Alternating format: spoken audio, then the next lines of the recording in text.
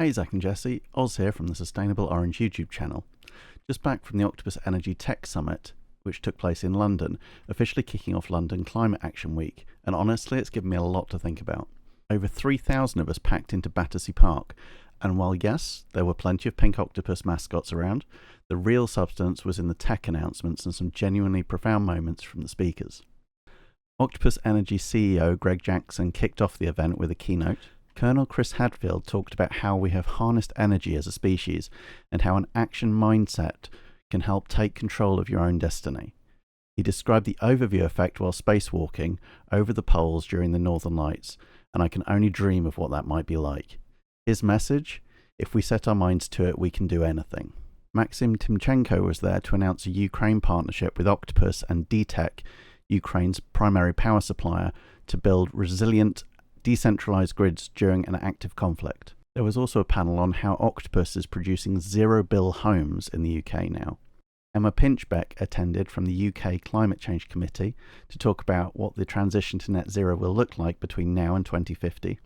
Professor Brian Cox followed with a reality check about our cosmic insignificance. In a universe with potentially billions of habitable planets, we might be utterly alone, or at least the only intelligent life in our galaxy. Makes you realise how precious and fragile our little blue dot is, doesn't it?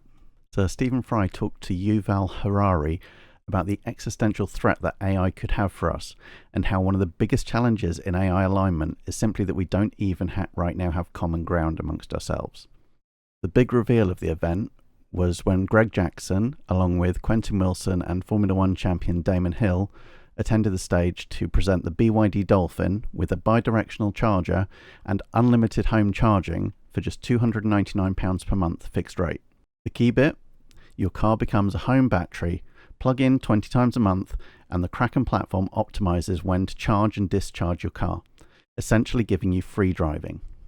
There was also a video message from Al Gore, who was one of the early investors in Octopus Energy, and from Idris Elba, who was working with Octopus to provide sustainable energy in Sierra Leone.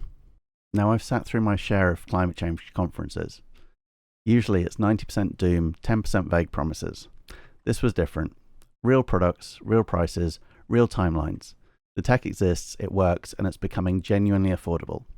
The question isn't whether we can transition to sustainable energy anymore, it's whether we'll do it fast enough, and after today, I'm cautiously optimistic.